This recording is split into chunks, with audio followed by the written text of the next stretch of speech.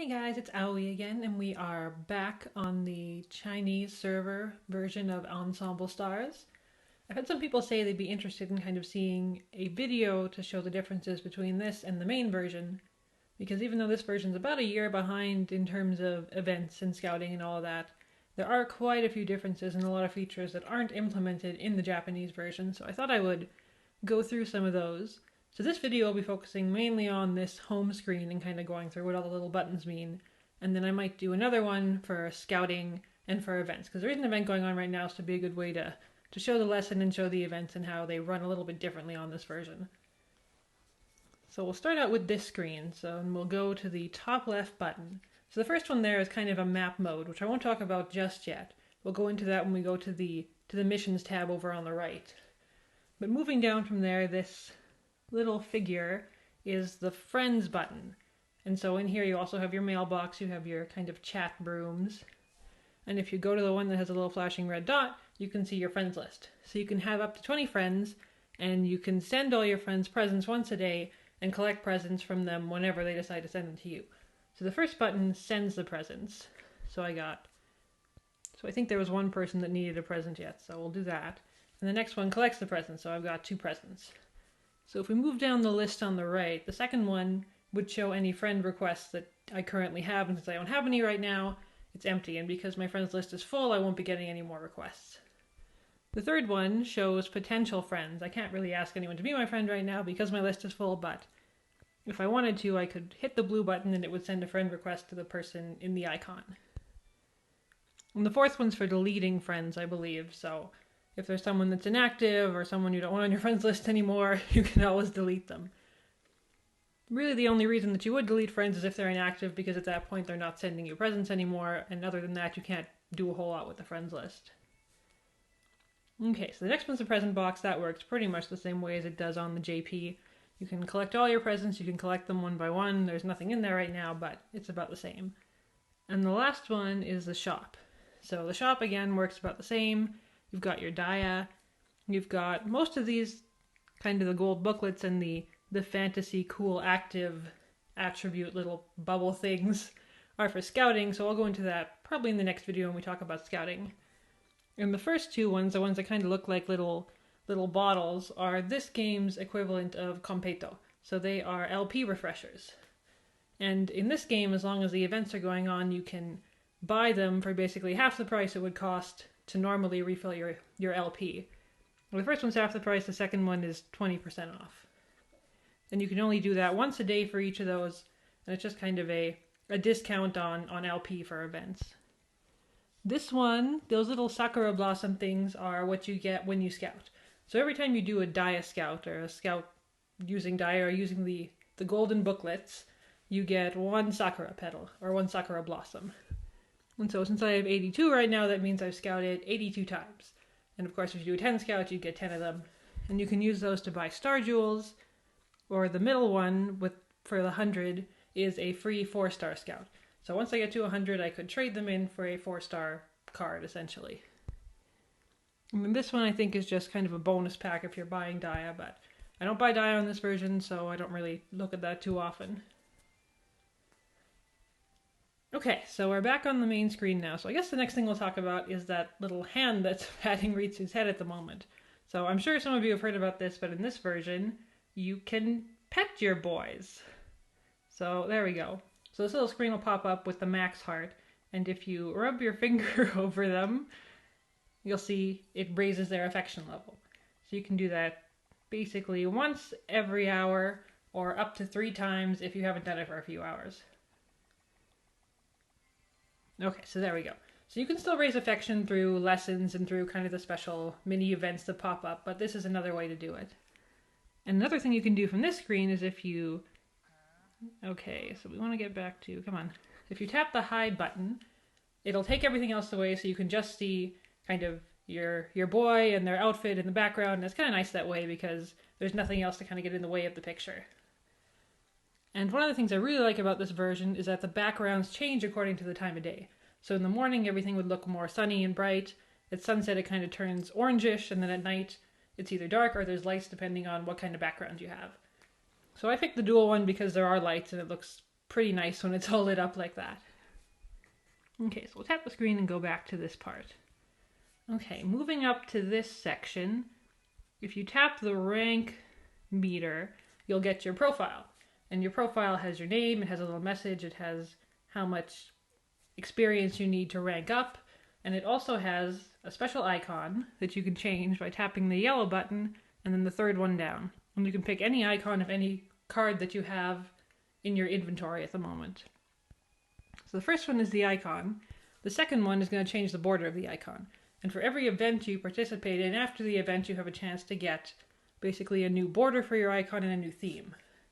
So right now I have the Kenka Fest one on because that was the last event on this server, and it matches the Kato in the icon, so I kept that one. And the fourth button is the theme. And so every event you participate in will have a different theme. So like the chess pieces were for Duel, and the cake was for the Undead Butler Cafe, and the ship's wheel was for the Pirates and Marines event. And for every birthday that comes up, and they just started this in July with Koga's birthday, you can also get a special birthday theme. So let's take a look at Adonis, because his birthday was just a few days ago. There, so the little picture on the, excuse me, on the kind of message board changes, and then at the bottom you get a little chibi of him singing. And so I'm assuming they're going to do that for everyone's birthday from here on out, so that's kind of neat. So I'll go back to the Kenka Fest one, just because it matches the icon and the border at the moment. Okay, so that's basically it for that screen. So let's take a look at the AP meter. So if you look at it, you can see that I have 167 out of 152 max AP. And the reason for that is that this game includes overflow. So if you rank up and your LP and AP bars aren't empty yet, it doesn't really matter because it'll just add whatever you get for ranking up onto what you already have. Which is actually really nice for events because you don't need to worry about having exactly 0 LP before you level up and lose a bunch of it. And the LP bar, as you can see, also goes to 10, which is also nice because that means once you empty it, you can sleep for 5 hours instead of 2.5 overnight. And producer points, they are a thing in this version. They're basically solely used for leveling characters up. You don't use them for scouting, so they're just there as a quicker way to level your characters up because it seems like playing lessons in this version doesn't give you as much experience for your characters as it does in the JP. So lots of times you'll use producer points just to level them up. And the dia, it looks like I have a lot of dia, but everything in this version is actually multiplied by 10, so really that's about 110 in the normal version. Okay, then you've got your scrolling news feed, which again is about the same. You've got, the event that's happening, you've got the scout, you've got any special events that are going on right now. The produce button's the same. The little one underneath with the 3 dots, I think that's some kind of chat feature. I've never really used it. And so the next one we're going to take a look at is the missions tab. So we'll click that, and you'll see you've got 2 options.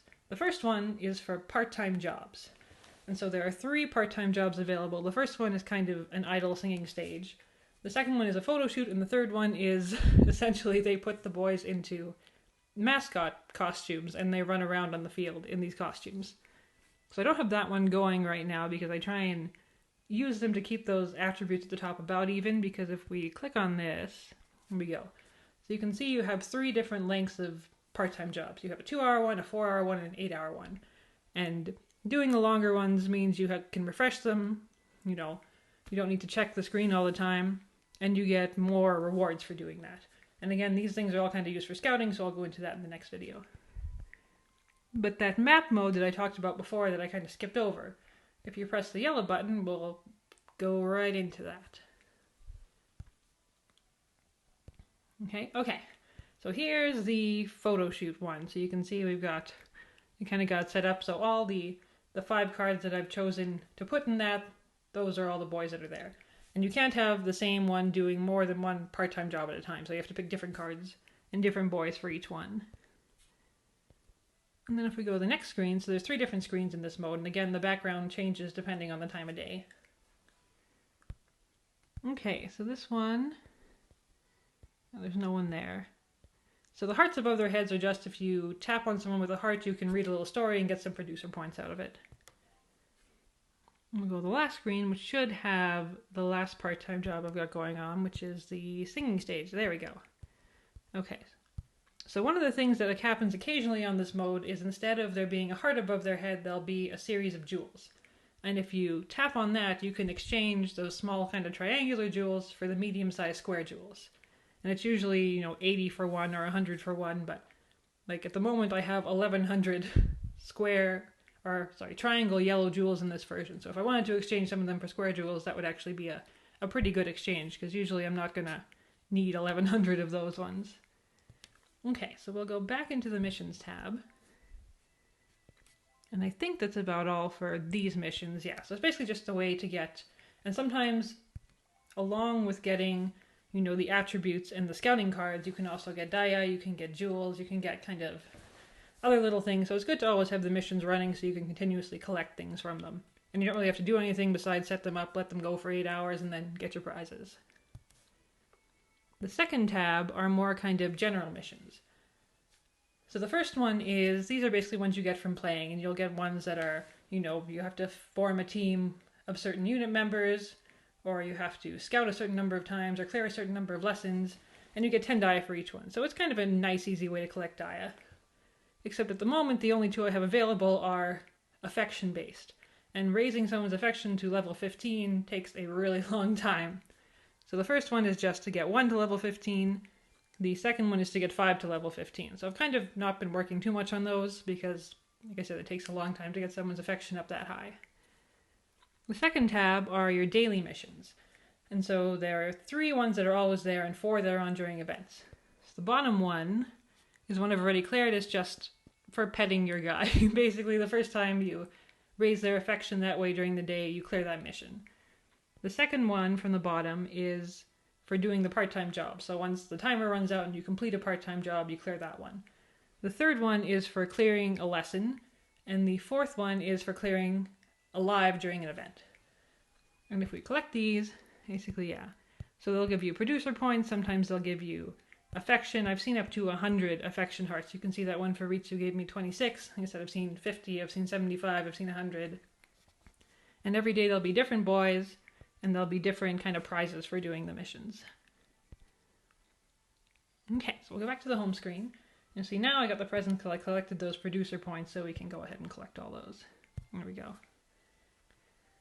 Okay, so I think the last thing I'll talk about in this video are the bottom ones. The first one is just the story tab, which is basically the same as it is in JP. You've got the main story, you've got all of your kind of individual character stories, you've got the event and scouting stories, and then you've got your special stories. So in this one, they've already done the Yume 100 collaboration and the Hello Kitty collaboration.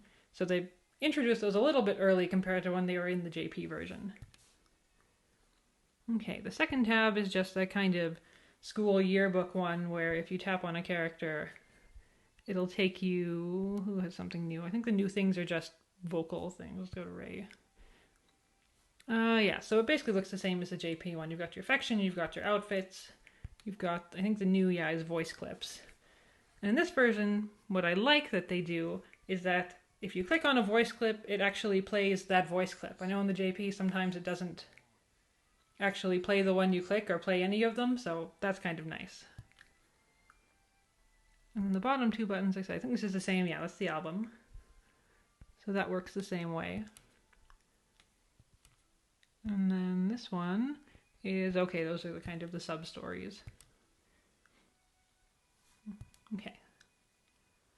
So the next one over, and I think that's about it for this screen. Let's see. Oh, right, so we got albums. We've got CGs, so that's the third one. So any CGs that you've unlocked through characters' idle rows will show up here. And I think the ones with the blue banners are ones that I could potentially unlock that I just haven't yet. Because normally I use my jewels for other things besides unlocking CGs. And the last one is the music tab. So this game does include a rhythm element, which means every course has a song. And so you can see you have all the unit songs. You've got all... Stop scrolling. You've got all the class songs, 1A, 1B, 2A, 2B, etc. And then we have the event songs. And so basically once you clear an event 100% fully, you get, I believe, the background music, and once you complete a rhythm portion of the event, you get that special event song. and then you can listen to them anytime. They also include the special events, like they have the Yume 100 one, and I think the Hello Kitty one, yeah. So they have all the background music for those events. Okay, so the next tab is the cards tab. And there's nothing too different about this. The biggest difference on this screen is that you can see you can have up to 200 cards instead of 100. So it just gives you a little more room to collect cards without needing to sell them or put them in the album. So the card pages themselves have changed a little bit. We'll go to this Ritsu because he was a gacha card. So you can see the first thing at the top is this little lock icon, which means you can favorite a card, and then that means you won't accidentally sell it or put it to the album and have to move it back or something. So it's just a way to keep them in the main inventory. And I wish that the Japanese game would include that because it's actually a nice little feature. The next one is to level up, which works the same way. This one, these little icons show what the card can unlock on the idle road without actually having to go to the idle road. So again, it's a little time-saving thing. So the pink flower means that you can bloom the card, and when it lights up like that, that means that I have bloomed him. The little kind of key with the locked book is for stories. The kind of Polaroid-looking picture is for CGs, and the jackets are for outfits. And one of the other things they've done with these idle rows, and I'll go to a card that I haven't worked a whole lot on yet. Let's go to this Nazuna. So if we go to the very end of his road and click on it, it'll show us exactly what we need to complete his entire idle road. And so you can see I've got enough blue and yellow gems, but not quite enough red, and I don't have enough producer points to get him to level 50. So if you wanted to do everything right now, you know, you're impatient, you don't want to wait to get all the points, you could spend the equivalent of 55 dai to do it. Or you could wait until he's all the way leveled up and then do it that way. But if he was leveled up and we clicked on this one, and you know, we said, okay, yeah, we want to do it, it'll actually do all of them at once. So you don't need to click on every individual node, it'll actually do the entire thing all at once. So again, kind of little things that save a little bit of time. Okay. So the second tab, again, that's to sell for points, and you can see any cards that I've locked or any cards that are on my main producing team right now you can't sell. The third one is to put cards in the album, and the fourth one, and this is something I'm not quite sure why they've done it this way, but when you get duplicate cards from events or from scouting or something, instead of them just kind of adding to each other automatically like the JP, in this one you have to do it manually. So you have to click on the one, click on the other, click the red button. Okay, yeah, and then that shows us, and now he can go to level 45. So in a version where everything seems to be about saving time, that actually kind of wastes time. So it's kind of strange that they've chosen to do it that way.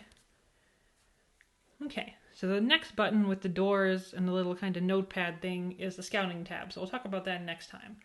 And the last thing we'll look at today is this kind of album book here. And this is the one that has your settings. You can choose your units from here. I think it goes to the website and you can watch the opening video and things. So the locker is basically your inventory. So you can see I've got a couple of sports drinks, I've got some of those LP refreshers, I've got some yakisoba, and in this game what they've done is that the AP refreshers are a little bit different. It's not just yakisoba, they have different things depending on how much AP they refresh. Yakisoba refills the whole thing the same way it does in the JP. These little crackers refill 10 AP each. And then each character has their kind of a different type of food item or something that refills 50 AP. So once a day as a login bonus, instead of getting just 1 dia per day like they do in the JP, you can get jewels, you can get some of those attribute things, or you can get an AP refresher. Like I said, it's kind of neat. They've done it that they're character specific. So like Adonis will give you an Anpan, and Arashi gives you a piece of Karaage, and I think Makoto gives you a Pocky or something. So they're all kind of character specific, but they all do the same thing. So we'll collect our presents we got from our friends. Okay, so there's some of those attribute things that we'll talk about next time. And the second tab, yeah, so these are also used for scouting. And the third tab is just a general inventory to show you how much of everything you have at the moment. Okay, so we'll go back to the home screen, we'll go back into this. And the last thing I'll talk about is login bonuses. So as you can see, you get a present for logging in every day. And this one doesn't refresh at the end of the month, it just refreshes every 30 days based on when you started your game. So you can get, again, attributes, jewels, story keys, and on the 18th day of every rotation, you get a free 4-star scout. And they're unit specific, so the first month I started the game, it was Trickstar, the next month was Undead, this month was Knights. And for some reason I had assumed you could only get starter cards, but that's not true. You can get any 4-star card from that unit that's in the current kind of gacha pool. So for the Knights one, I got this Arashi, which you would have seen me bloom if you watched my scouting video that I put up for this version. So obviously this card is from the Sweets Patisserie set, it's not an initial card. So because this version is only a few months in, there's not a whole lot of other cards added to the gacha, but there are some, so it's kind of nice to get something that's not an initial card that you can actually get, you know, outfits and stories and Dia out of. And when you start the game, just like the JP, you choose your unit, but you also choose who from that unit you want as your starter card. So it's not random, you know, if you like a unit but you don't like all the people in it, you can actually choose exactly what card you want from that unit to be your starter. And this version also has beginner tasks, but they work a little bit differently. So instead of you not being able to access the event until you complete them, that doesn't matter. You can play the event as soon as you start the game.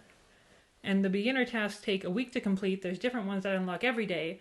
And if you complete the entire week's worth, you get the equivalent of 65 Dia and a free 4-star scout. So again, like I said, they like giving out free 4-star scouts in this game, which is nice. So they had this kind of top unit thing going on where you voted for your favorite unit, and if you voted enough times, you got a free 4-star scout. So you get one free 4-star every month, and it seems like they give a lot of other ones kind of as bonuses. But we'll talk a little bit more about scouting next time, because it does change a little bit, and there are ways to do it that actually save Dia, which is nice, because then you can save your Dia for events. Okay, so I think that's about it for this video. So I hope that was interesting, and I hope, you know, you learned something about this version, whether you want to give it a try. So there are a lot of things I think that are a little bit better than the main version, just because they save time and they're a little more efficient and a little more streamlined. But it is also a year behind, so if you're doing revival events, this way is actually quicker because you can do them in real time and not have to wait, you know, 15 days over 2 months to do the events like you have to in the main version.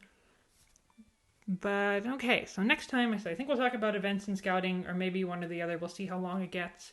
And yeah, so I hope you enjoyed this, and I will see you then. And if you want to follow me on Twitter or talk to me on Twitter, I'll put the link in the description. It's _Mikarashis. And yeah, come say hi. And we'll see you next time. Bye.